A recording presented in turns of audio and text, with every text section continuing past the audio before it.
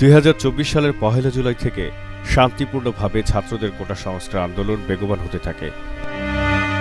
কিন্তু সরকারের বল প্রয়োগ, নির্বিচার গুলি ও মানুষ হত্যার কারণে দিন দিন পরিস্থিতি উত্তাল হতে থাকে।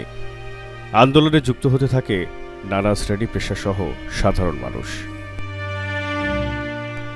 এমন পরিস্থিতিতে 3রা আগস্ট সেনা সদরের বৈঠকে কর্মকর্তাদের বক্তব্যে এমন অবস্থান প্রকাশ পায় যে তারা জনগণের বুকে গুলি চালাবে না, কারণ সেনাবাহিনীর অস্ত্র এতটাই প্রাণঘাতী যে তা বেসামরিক জনগণের বিরুদ্ধে ব্যবহার করা যায় না।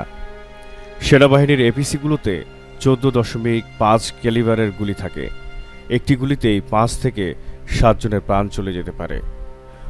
ওই বৈঠকের পরই শেখ হাসিনার পায়ের নিচের মাটি আলগা হতে থাকে। পরের 2 দিনের ঘটনাবলী কেবল তার বিদায়টা কেমন হবে তা নির্ধারণ করে দেয়। তখন সাধারণ মানুষ রাজপথে এবং সামাজিক যোগাযোগ মাধ্যমে জাতির চরম সংকটে সেনাবাহিনীকে এগিয়ে আসার আহ্বান জানাতে থাকে। অবসরপ্রাপ্ত সেনা কর্মকর্তারাও আন্দোলনে সংহতি জানিয়ে রাস্তায় নামেন। এমন বাস্তবতায় সেনাবাহিনী জনগণের বিরুদ্ধে না দাঁড়ানোর সিদ্ধান্ত নেয়। জুলাই আন্দোলনে নির্বিচার মানুষ হত্যা বাড়তে থাকলে এক পর্যায়ে পুলিশ কর্মকর্তাদের বিভিন্ন ব্যাচের অভ্যন্তরীণ যোগাযোগের গ্রুপে আলোচনা শুরু হয়। 3রা আগস্ট থেকে এসব গ্রুপেও আলোচনা হতে থাকে এভাবে মানুষের উপর সরাসরি গুলি করা ঠিক হবে কিনা। মোটামুটি 3রা আগস্ট রাত থেকে অনেক ব্যাচের গ্রুপে বলা হতে থাকে গুলি করা ঠিক হবে না। আওয়ামী লীগের একাধিক নেতার ভাষ্য, এমন পরিস্থিতিতে আন্দোলন দমনে দলীয় ক্যাডারদের অস্ত্র হাতে নামানোর সিদ্ধান্ত হয়। 4 আগস্ট ঢাকাসহ দেশের বিভিন্ন জেলায় অস্ত্রধারীদের মাঠে নামায় আওয়ামী লীগ। তারা ছাত্র জনতার ওপর নির্বিচার গুলি চালায়। বহু প্রাণহানি ঘটে। এরপর আন্দোলন দমন করতে না পেরে আওয়ামী লীগের কোনো নেতা শেখ হাসিনাকে জরুরি অবস্থা জারির পরামর্শ দিয়েছিলেন। জনগণের জানমাল রক্ষায় সরকার ইতোমধ্যেই সিভিল প্রশাসনকে সহায়তার জন্য সশস্ত্র বাহিনীকে নির্দেশনা প্রদান করেছে। ইতিমধ্যে কারফিউ বলবৎ হয়েছে। বিষয়টি শেখ হাসিনার মাথায়ও ছিল, কিন্তু 19 জুলাই থেকে কারফিউ দিয়ে সেনাবাহিনী মাঠে নামানোর পরও পরিস্থিতি নিয়ন্ত্রণের বাইরে চলে যায়। তাই জরুরি অবস্থা কাজ করবে কিনা সেই প্রশ্ন দেখা দেয়। ওই সময় গণভবনে এবং শেখ হাসিনার কাছাকাছি থাকা আওয়ামী লীগের একাধিক নেতা জানান, শেখ হাসিনা সংকট বুঝতে পারছিলেন, কিন্তু ক্ষমতা ছাড়তে আগ্রহী ছিলেন না। সেজন্য তার প্রতিটি পদক্ষেপ এসেছে দেরিতে। তখন আর এগুলোর কোনো কার্যকারিতা ছিল না। 4 আগস্ট দুপুরের পর একটি প্রভাবশালী পশ্চিমা দেশের এক কূটনীতিকের সঙ্গে তৎকালীন আইনমন্ত্রী আনিসুল হকের বৈঠক হয়। ওই বৈঠকে শেখ হাসিনার পদত্যাগ এবং একটি অন্তর্বর্তীকালীন সরকার গঠনের সম্ভাবনা নিয়ে আলোচনা হয়। এমনটা হলে দেশ সংকটমুক্ত হবে বলেও মত আসে। এরপর আনিসুল হকের গুলশানের বাসায় প্রধানমন্ত্রীর তৎকালীন উপদেষ্টা সালমান এফ রহমান ও শিক্ষামন্ত্রী মহিবুল হাসান চৌধুরী বৈঠকে বসেন। তাঁরা মাগরিবে নামাজের পর গণভবনের উদ্দেশ্যে রওনা হন। অবশ্য যাওয়ার আগেই শেখ হাসিনাকে ফোন করে বিদেশি কূটনীতিকের সঙ্গে বৈঠক ও আলোচনার বিষয়বস্তু জানান আনিসুল হক। বাকিটা সামনাসামনি জানানোর ইচ্ছা প্রকাশ করেন। তাদের চিন্তা ছিল শেখ হাসিনা পদত্যাগ করবেন, দায়িত্ব নেবেন তৎকালীন স্পিকার শিরীন শারমিন চৌধুরী। এরপর তিনি সব দলের সঙ্গে আলোচনা করে একটি জাতীয় সরকার গঠন করবেন এবং নির্বাচনের মাধ্যমে ক্ষমতা হস্তান্তর করবেন।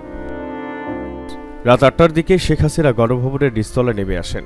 এ সময় তিনি উপস্থিত নেতাদের বলেন, 5 আগস্ট থেকে লকডাউন থাকবে, কেউ ঘর থেকে বের হতে পারবে না। দলের যেসব ক্যাডার 4 আগস্ট সশস্ত্র অবস্থায় রাজপথে নেমেছিল তাদেরও নামার দরকার নেই। এর মধ্যে শেখ হাসিনা তৎকালীন মন্ত্রিপরিষদ সচিবকে ফোন করে স্বরাষ্ট্রমন্ত্রী ও বিভিন্ন বাহিনীর প্রধানদের গণভবনে বৈঠকে আমন্ত্রণ জানানোর নির্দেশ দেন। 4 আগস্ট দ্বিতীয় বৈঠকটি হয় রাত 10টার দিকে। বৈঠকে তৎকালীন প্রধানমন্ত্রী, তার বোন শেখ রেহানা, তৎকালীন স্বরাষ্ট্রমন্ত্রী আসাদুজ্জামান খান কামাল, আইনমন্ত্রী আনিসুল হক, 3 বাহিনীর প্রধান, র্যাবের মহাপরিচালক ও আইজিপি উপস্থিত ছিলেন। এই বৈঠকে কিভাবে পরদিন অর্থাৎ 5 আগস্টের আন্দোলন ও গণজমায়েত দমন করা যায় তা নিয়ে কথা হয়। রাত প্রায় 12:30টায় এই বৈঠক শেষ হয়। বৈঠকে ঢাকা শহর ও ঢাকার প্রবেশমুখে কঠোর অবস্থান নেওয়ার সিদ্ধান্ত হয়। তবে 4 আগস্ট রাতে গণভবনে সেনাবাহিনীর উচ্চ পর্যায়ের একজন কর্মকর্তা শেখ হাসিনাকে বলেন, বৈঠকের এসব আলোচনা কাজে লাগবে না, সময় ফুরিয়ে গেছে। সংশ্লিষ্ট একাধিক সূত্র মতে ৪ আগস্ট রাতে এক পর্যায়ে সেনাপ্রধান ওয়াকারুজ্জামান শেখ হাসিনার সঙ্গে আলাদা করে কথা বলেন। শেখ রেহানা ছিলেন তখন। সেনাপ্রধানের বক্তব্য ছিল অনেকটা এমন, স্যার, আপনার হাতে আর সময় নেই। তিনি শেখ হাসিনাকে রাজনৈতিক দলগুলোর সঙ্গে বসে সমাধানের পথ খোঁজার পরামর্শ দিয়েছিলেন। এদিকে ৪ আগস্ট দিবাগত রাত ২:৩০টায় আনিসুল হক ও সালমান এফ রহমান পশ্চিমা একটি দেশের কূটনৈতিককে জানান শেখ হাসিনা পদত্যাগের সিদ্ধান্ত নিয়েছেন এবং পরদিন পদত্যাগ করবেন। ৫ আগস্ট ভোরে ডিজিএফআইয়ের তৎকালীন মহাপরিচালক হামিদুল হককে রাজনৈতিক দলগুলোর সঙ্গে যোগাযোগ করতে বলেছিলেন সেনাপ্রধান, যাতে সকালে সেনা সদরে বৈঠকে দলগুলোর নেতারা আসেন। যদিও সব নেতাকে নিয়ে ওই বৈঠক শুরু হয় দুপুরের পর। পরদিন ৫ আগস্ট সকাল ১০টায় আবার সেনাপ্রধানকে ডাকেন শেখ হাসিনা। সেনাপ্রধান যখন গণভবনে যান তখন শেখ হাসিনা ছিলেন বিমর্ষ। তার হাতে ছিল নিজের লেখা পদত্যাগপত্র। পদত্যাগের পর কি করবেন সেটি পরিষ্কার করেননি শেখ হাসিনা। এ বিষয়ে সেনাপ্রধানও তার সঙ্গে বিস্তারিত আলোচনা করেননি। সেনাপ্রধানের গণভবনে আসা ও চলে যাওয়ার আগে পরে শেখ হাসিনা ভারত সরকারের বিভিন্ন পর্যায়ে ফোনে কথা বলেন। শেখ হাসিনার পদত্যাগের সিদ্ধান্ত জেনে সেনাপ্রধান সেনা সদরে ফিরে যান। সরকার পতনের পর দেশে বিরাট অরাজকতা হওয়ার আশঙ্কা ছিল। তিনি রাজনৈতিক দলগুলোর নেতাদের সঙ্গে আলোচনার উদ্যোগ নেন। ৫ আগস্ট সকাল থেকে উত্তরা, যাত্রাবাড়ি ও সাভার এলাকা থেকে ঢাকার অভিমুখে ছাত্র জনতার ঢল নামে। সব মিছিলের লক্ষ্য গণভবন। সকালের দিকে শেখ হাসিনার দেশ ত্যাগের প্রস্তুতি শুরু হয়। তখন ব্যক্তিগত সামগ্রী নিয়ে দ্রুত বের হওয়ার প্রস্তুতি নেন শেখ হাসিনা।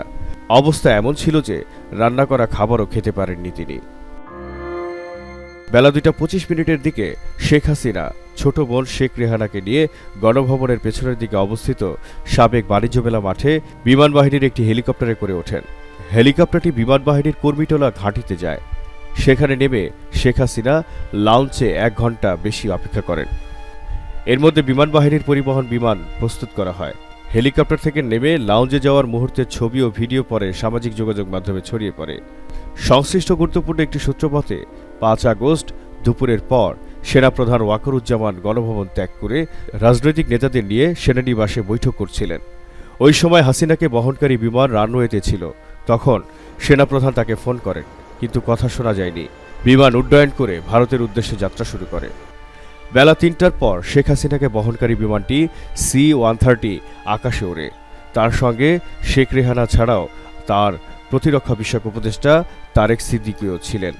শেখ হাসিনা সামরিক সচিবও যান, তবে তিনি ওই বিমানে ফিরে আসেন। তারেক সিদ্দিকের মেয়ে এবং জামাতাও সঙ্গে ছিলেন বলে অসমর্থিত এক সূত্রে জানা গেছে। শেখ হাসিনাকে বহনকারী বিমানটি নয়াদিল্লির কাছে গাজিয়াবাদে ভারতীয় বিমান বাহিনীর হিন্দন ঘাঁটিতে স্থানীয় সময় বিকেল ৫টা ৩৬ অবতরণ করে। সেখানে ভারতের জাতীয় নিরাপত্তা উপদেষ্টা অজিত দোভাল শেখ হাসিনাকে অভ্যর্থনা জানান বলে তখন দেশটির গণমাধ্যমে খবর প্রকাশিত হয়। তবে আওয়ামী লীগের সংশ্লিষ্ট নেতারা মনে করেন শেখ হাসিনা দেশ না ছাড়লে ক্ষুব্ধ জনতার হাতে তিনি মারা পড়তেন। এমনকি তিনি সেনানিবাসে অবস্থানও নিরাপদ মনে করেননি। বাংলার জানালায় জহিরুল ইসলাম।